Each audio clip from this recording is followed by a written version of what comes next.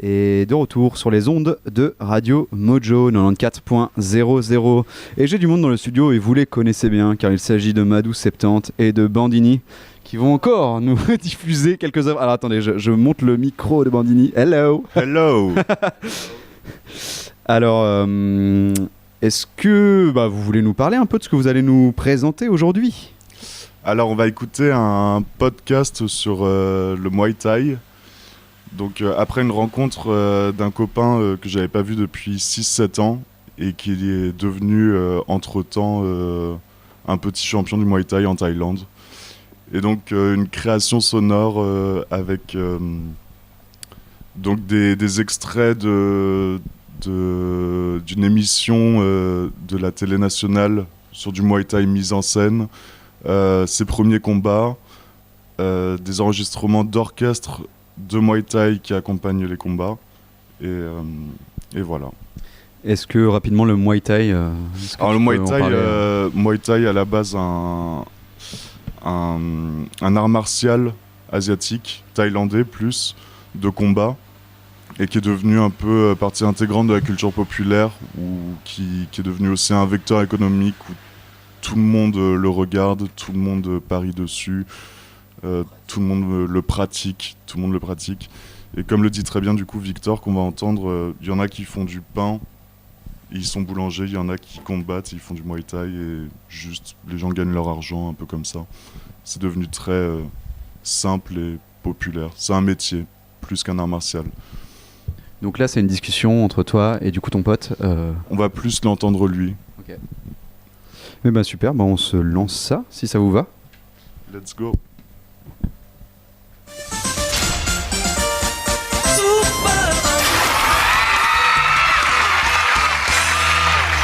ครับวันนี้ครับพบกับเด็กๆกับลีลาการต่อสู้ชมรมกระบี่กระบองโรงเรียนธนบุรีวรเทพีพลาลักษณ์ครับอ่ะมาเลย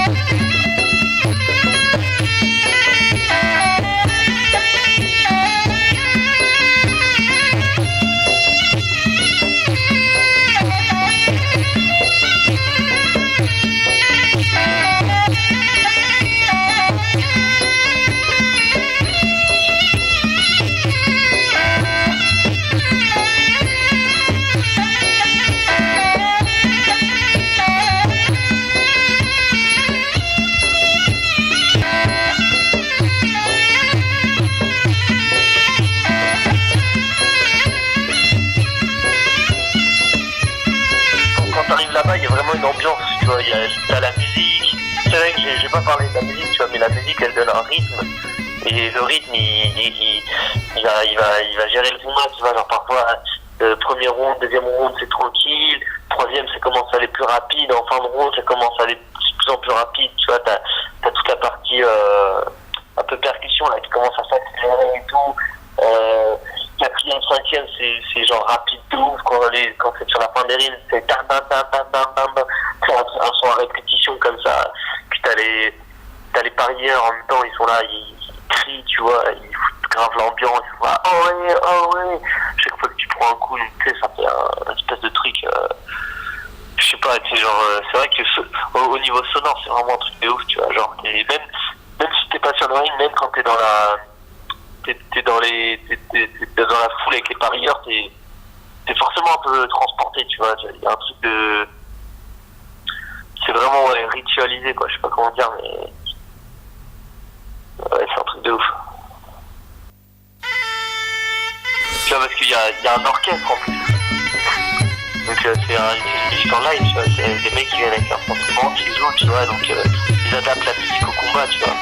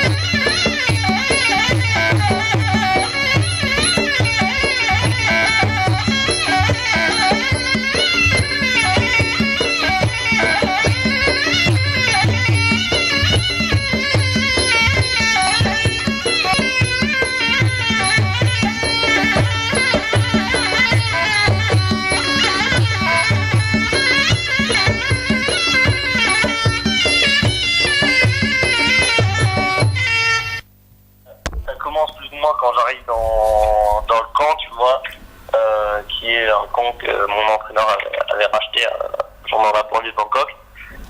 Et là-bas, tu vois, je m'entraîne, je fais deux semaines, même pas. Et je m'entendais bien avec les entraîneurs et eux, ils me disent direct, ouais, tu vas combattre. Donc peut-être j'étais venu pour ça, donc ça va. Mais je pensais que j'allais faire un petit combat tranquille, tu vois, genre un petit truc pour mettre dans le bain, parce que la Thaïlande, c'est pas la France. Et eux, direct, ils m'ont cherché un combat, genre, dans le plus gros stadium de Bangkok. C'est genre ça s'appelle le Lumpini, tu vois, c'est un stadium qui existe depuis... en gros, là, ils l'ont cassé, puis ils l'ont reconstruit. Et genre, le Lumpini, en soi, ça existe depuis plus de 100 ans, quoi. Ou peut-être moins, mais un truc comme ça. Et c'est là qu'il y a les plus gros combats, c'est une fois tous les 2 jours. T'as des soirées, t'as les plus grosses bourses, t'as pas mal de combats qui passent à la télé, c'est vraiment la mec du Muay, tu vois. Et bref, eux ils coûtent sur un plan qui s'appelle World Star Series, je sais plus quoi. Bref, c'est un truc, normalement, c'est pour les étrangers, c'est soit un étranger qui affronte à taille, soit deux étrangers qui combattent ensemble. Mais normalement, bah, le niveau il est correct, tu vois, genre c'est pas des champions du monde les mecs, mais c'est des types comme moi, quoi. C'est des mecs un peu déter qui viennent en Thaïlande combattre et qui cherchent à faire un peu leur chemin, quoi. Et bref, donc je me prépare pour ce combat, tu vois. Je me prépare de ouf. J'étais malade, tu sais, genre parfois qui tombe malade et tout, genre je me suis préparé. Entre le jour où je suis arrivé en Thaïlande et mon combat, il y a eu 3 semaines, un truc comme ça, tu vois. Bon, c'est assez court, mais ça le fait. Le seul truc, c'est qu'à ce moment-là, il n'y avait pas de touristes dans le camp. Il y avait les Thaïs, c'est une sorte de chelou, mais eux, ils s'entraînaient dans un autre camp le matin. Donc moi, j'étais souvent tout seul, je m'entraînais tout seul, je courais tout seul. Le matin, je faisais mes 15 km tout seul. Après l'après-midi, j'en faisais 6. J'étais mort et tout. Et ouais, tu vois, c'était une préparation un peu chelou, quoi. Genre, j'avais pas fait trop de sparring, j'avais pas fait de trucs. Ils me disaient, ouais, non, t'inquiète, machin. On le fait à la taille, freestyle. Donc, je m'en fous, tu vois. Je me dis, ok. Puis, genre, quelques jours avant le combat, je vois que le mec que je devais affronter, tu vois, il m'avait envoyé une photo de lui. C'était un petit taille, un peu gras, tu vois. Genre, un mec qui s'entraîne pas trop. Donc, c'est souvent, c'est ça, pour les étrangers qui débutent un parcours, soit ils sont un type, ils arrivent à trouver un type comme toi qui débute, soit c'est par exemple un mec qui a fait de l'expérience, qui a fait pas mal de combats, mais qui s'est arrêté de combattre pendant un petit moment, et là, tu vois, il reprend, ou alors il est pas trop entraîné, tu vois. Ça fait que comme toi, t'es censé t'entraîner comme un ouf, et lui, il s'en bat un peu les couilles de ce truc, vu qu'il a déjà pas mal de combats et tout, généralement, ça s'équilibre, quoi. Et donc, ce type que je devais affronter, ben, ils m'ont changé. Et là, genre, ils ont foutu un type, ils m'ont envoyé la photo d'un type, tu vois, ils avaient mis sa photo et ma photo à côté de la mienne, et on se ressemblait grave, tu vois. En fait, c'était un type qui venait du Kazakhstan, tu vois. Et non, pas Kazakhstan, Azerbaïdjan. Et moi, je dis, bah, il avait l'air franchement plus déter que le taille, tu vois. Tu sais, je vois le mec, il a l'air plus en forme, il a tu sais, des abdos et tout, pas comme moi, mais genre, je vois que le type, tu vois, ça se voit que ça va être un mec comme moi, quoi. C'est un mec qui est un peu fin, quoi. C'est pas un type qui va prendre son combat à la légère. Tu vois, moi, je me dis, bon, vas-y, on s'en fout, j'y vais, de toute façon, je me suis préparé, ça va, quoi. Et aussi, c'était 1 kilo au-dessus, 1 ou 2 kilos au-dessus, donc bon, si au lieu de combattre à 56, je combat à 58 kilos. Genre, comme ça paraît ridicule, mais en fait, ça change pas mal de trucs parce que genre 56 kilos, ça va, les mecs qui sont soit petits, soit très minces. 58, parfois t'as des mecs de 64 kilos qui perdent du poids, tu vois, et qui descendent à 58, tu vois. Et bref, bon, c'est pas grave. Le matin, j'arrive à la peser, à 6 heures. Je fais la pesée, je vois le type, bon, je me dis, ok, ça va. Il avait des gros bras, tu vois, et il avait des petites jambes. Je me dis, ouais, ça fait chier parce que généralement, ce genre de types, c'est des types qui ont la patate dans les poings, tu vois, et ces mecs-là, ils essaient de te mettre KO, tu vois, et c'est pas comme les Thaïlandais, ils vont plus dans les jambes, ils vont faire un combat, KO, pas KO, ils s'en battent les couilles, tu vois, eux, ce qu'ils veulent, c'est faire leur 5 rounds, faire un bon combat. Les étrangers qui sont un peu en mode musclé, baraque, surtout du haut, c'est des types qui vont taper fort et qui vont essayer de te terminer vite parce que c'est comme ça que ça marche quand t'as un peu moins de technique ou simplement parce que là, c'est leur style. Donc je me dis, ouais, c'est pas grave, là, que je fasse attention à ces points. Et l'après-midi, tu vois, tu te reposes en attendant d'aller combattre. Donc je mange et tout, je reprends un peu de poids, je bois de l'eau. Je stressais pas tant que ça, mais un peu, tu vois, mais pas tant que ça. Et vers midi, tu vois, il y a le promoteur du combat qui m'appelle, qui me dit, ouais, en fait, tu vas pas combattre ce soir au World Star Series. Enfin non, il me dit pas ça, il me dit, ramène-toi maintenant parce qu'il y a des bouchons et j'ai pas envie que tu rates les combats, tu vois. Il me dit ça à midi, alors que j'étais censé combattre à 20h. Moi, j'étais en train de manger et tout. Bon, je me raconte, vas-y, sa mère, on y va. J'arrive là-bas et... Mais déjà, quand je parle, les entraîneurs, ils me disent non, mais t'inquiète pas, tu combats ce soir. Le promoteur, il fait ça juste pour être sûr. Nous, on te rejoint plus tard dans la soirée. C'est-à-dire vers 20h, un truc comme ça. Donc, moi, je vais dire, ouais, puis c'est pas grave. Je pars tout seul avec un pote à moi. Et un des managers, mais c'est pas du tout un mec qui connaît la boxe. Et on arrive là-bas, le promoteur, dès que je sors du taxi, il me dit ouais, presse-toi, tu vas combattre tout de suite, machin truc et tout. Je me dis oh putain, c'est quoi t'embrouilles, tu vois. J'arrive, tu sais, genre, c'est la première fois que je rentrais dans le Lumpini, donc tu sais, genre, tu vois, il y a plein de monde et tout, il y a les combats, il y a la télé en direct, je me dis oula, putain, c'est quoi ce temps. Les mecs, ils me font un bandage à l'arrache, tu vois, tu sais, genre, ils mettent des bandes, mais vraiment, un truc, normalement, c'est une phase où tu respires, tu te concentres sur ton combat, machin truc. Là, c'est vraiment à l'arrache, tu vois. Il n'y a pas mes entraîneurs, il y a juste un manager qui connaît rien en boxe, il y a le prometteur qui fout la pression, tu vois. Bref, je me dis putain, vas-y, au pire, c'est pas grave, comme ça je stresse pas avant et j'arrive vite sur le combat et voilà, tu vois, advienne que tu pourras, quoi.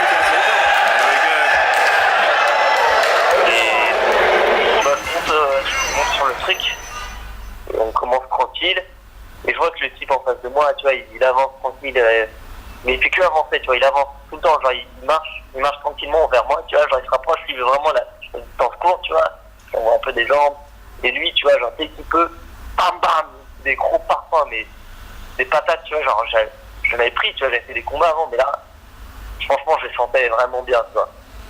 Et premier round, tu vois, je suis un peu en stress, je me dis putain, ça va être la merde et tout, et dans mon coin, les mecs, tu sais, ils me parlent en taille. Parce qu'il n'y avait pas d'étrangers, il y avait vraiment que des tailles, il n'y avait pas les entraîneurs, il n'y avait personne. Et les mecs dans mon coin, ils me disaient de la merde, tu vois, ils me disaient des trucs en mode, ils me parlaient en taille, ils me disaient mat sock, c'est-à-dire les poings, les coudes, utilise que les poings, les coudes. Et ils me disaient long song, c'est-à-dire tes poings et après avec un coude, tu vois. Bref, des trucs, tu sais, genre en mode, de la merde, comme enfin, quand tu fais un gros combat comme ça, c'est pas le genre de truc où tu espères être bien encadré et tout, tu vois. Et finalement, ouais, voilà, tu vois, j'ai fait mon combat, je me suis fait fumer, je prenais des parpaings, il y avait les tailles, à chaque fois que je prenais un coup, ils étaient là, tu sais, t'as tout le public en plus qui fait oh ouais, chaque fois que tu prends un truc, tu vois, t'es là en mode oh ouais, tu dis putain, je suis en train de me faire déglinguer, il y a tout le public qui l'encourage à me défoncer, tu vois. Et voilà, tu vois, j'ai fait le combat, et voilà, tu vois, genre, on m'en a pas tenu un gueur, on m'a pas dit ouais, t'as fait de la merde et tout, parce que il y avait personne dans mon coin, c'est vraiment un combat à l'arrache et tout. Et je pense qu'il y a pas mal de gens qui ont été un peu choqués ou qui ont été du moins un peu dégoûtés. Tu vois, souvent les mecs quand ils sont défoncés comme ça, quand ils perdent ou qu'ils prennent un KO, ben généralement une pause, quoi, tu vois, alors que moi, je pas fait de pause, je suis remonté direct sur le ring après. Mais ouais, c'est vrai qu'après, tu vois, genre, après ce combat-là, j'étais un peu plus... c'est-à-dire que j'étais moins fougueux, quoi, je faisais moins le fou, tu vois, genre, j'ai un peu plus peur de prendre des mauvais coups, quoi. J'avais pris des grosses patates dans la tête, après, ça te calme un peu, tu vois. Donc, j'ai pas arrêté pour autant, et 3 semaines après, je recombattais au Lumpini, voilà. Premier combat un peu tendu, mais ça c'est une bonne histoire à raconter, tu vois. Comme tu disais, t'as combattu où en Thaïlande? Je leur dis ouais, j'ai combattu au Lumpini. Voilà, tout le monde est là, ah ouais, stylé. Après, tu vois, je raconte pas toute l'histoire, je dis pas ouais, je suis filmé. Et voilà.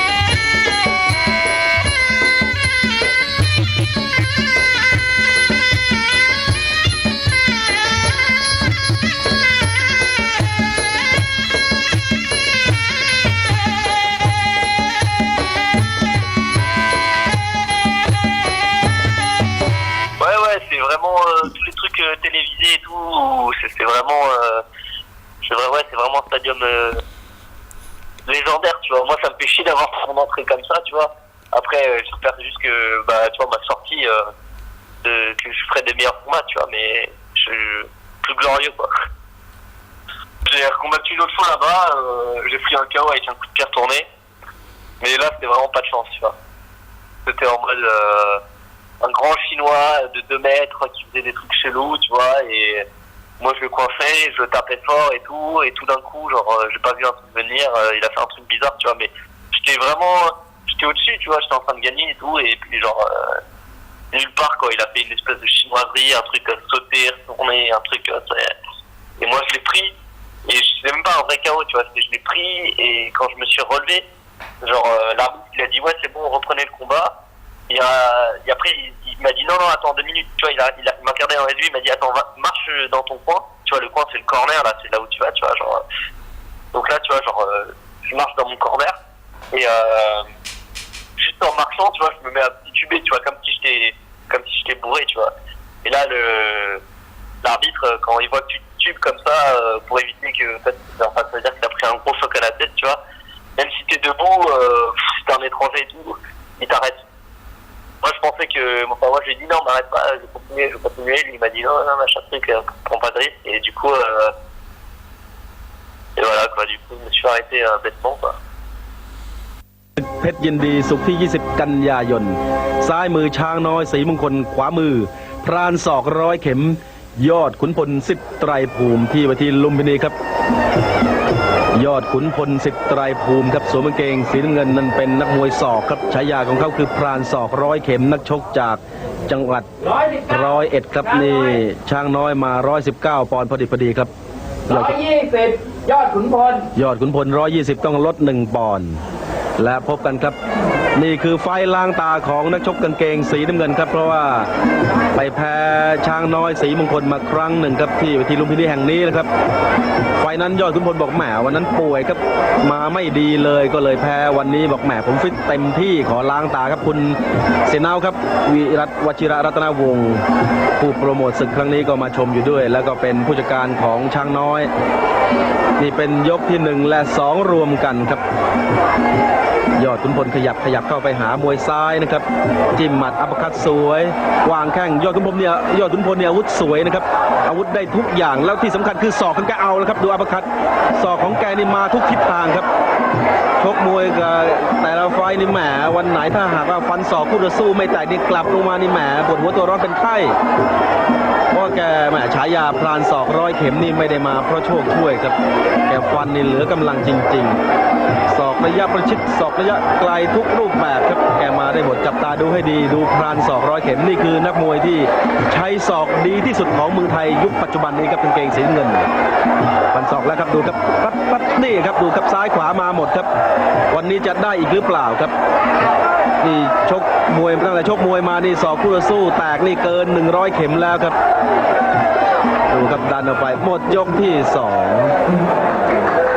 มวยคู่นี้นี่ขึ้นมานี่สูสีเลยนะครับท่านผู้ชมนั้นให้กางเกงสีน้ำเงินคนนี้ก็ได้เปรียบนิดหน่อยนี่เสนาวครับมาสอนสั่งให้เดินครับสั่งให้ช้างน้อยเดินครับช้างน้อยนักชกจากกาฬสินธุ์นะครับอายุ19ยอดขุนพลอายุ23คุณอนุชาวชรตังคะครับมาสอนยอดขุนพลยกที่3ครับชมกันต่อครับผู้ชมเห็นยก2แหมดูทั้งศอกทั้งหมัดของยอดขุนพลนั้นน่ากลัวเหลือเกินครับก็ให้ได้เปรียบเกือบ1เท่าตัวแล้วครับขณะนี้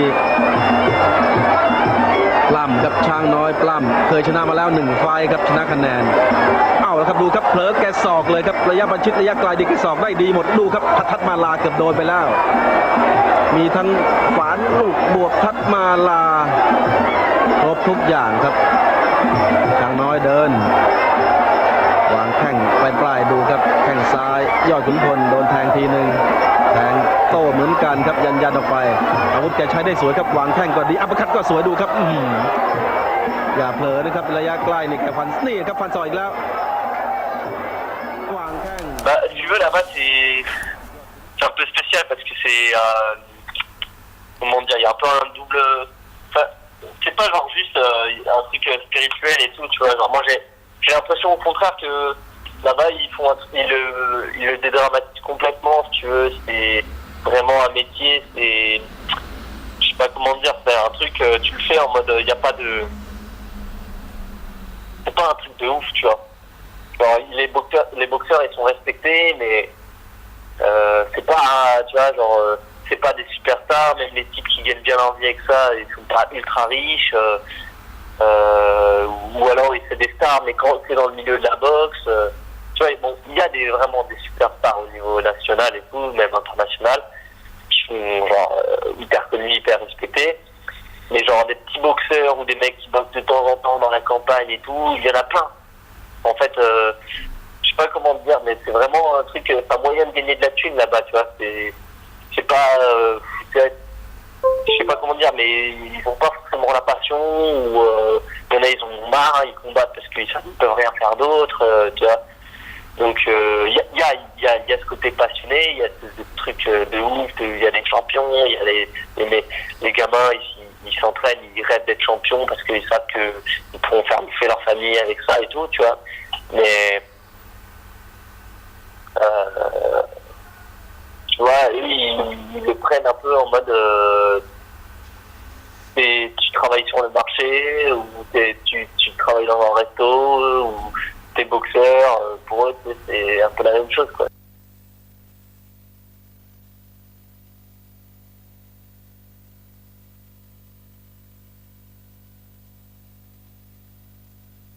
Et de retour sur les ondes de Radio Mojo 94.00. On est bien toujours en direct du Knust Festival. Alors, Bandini, est-ce que tu veux reprendre le micro 2 minutes pour nous parler un peu de ce qu'on a écouté ?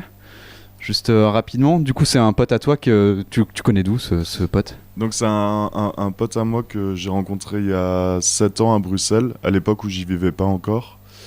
Et déjà à l'époque, il était assez fort pour se lancer dans des nouvelles activités. Enfin, il s'y a donné un peu à fond.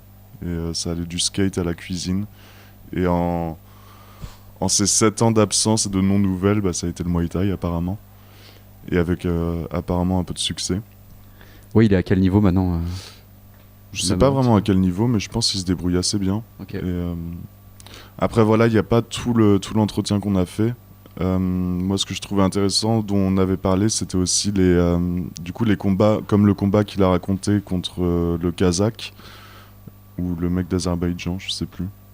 Mais où voilà, enfin, il y a ce truc de combat contre les étrangers qui sont vraiment dans du combat très physique et très dur, et où ils essaient de se mettre KO le plus rapidement possible.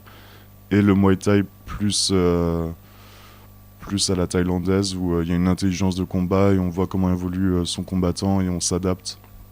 Et par rapport aussi à cette violence entre combattants, il y a quelques anecdotes qu'on n'a pas entendues ici, mais comme son 2e ou 3e combat, il me semble, où il avait été envoyé dans une ville où on lui avait payé l'hôtel et compagnie, et où il s'est avéré qu'en fait il est tombé en début d'après-midi sur son combattant du soir, qui est directement venu le voir, un Thaïlandais, en mode « Ah, mais c'est toi que je vais combattre ce soir ?» et où ils ont passé l'après-midi dans la piscine à jouer, à s'amuser, à discuter, et où ils se sont mis des grosses tatanes le soir. Et comme quoi, c'est Brokeback Mountain du Muay Thai. Désolé, Victor. Et voilà, comme quoi, c'est aussi un peu... Il y a un détachement quand même par rapport à ça. C'est pas juste de l'affrontement pur et juste... Ouais, c'est aussi une forme d'art quand même. C'est une forme d'art, il y a une forme de respect, et il y a un détachement par rapport au coup que tu prends et que tu donnes, je pense.